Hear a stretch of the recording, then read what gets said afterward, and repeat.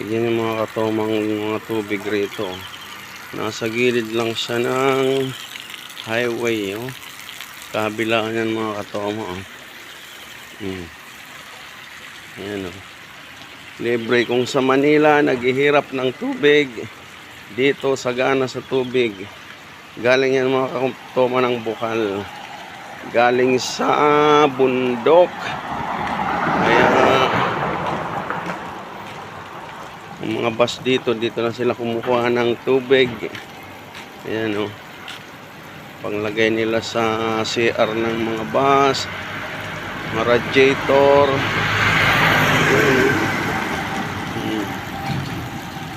Walang humpay yan, maghapon magdamag. Kaya napakasagana ng tubig dito mga katoma. Oh. Ang galing, ayan, oh.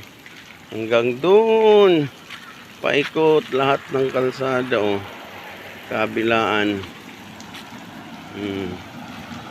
Ayan, saganang sagana sa tubig.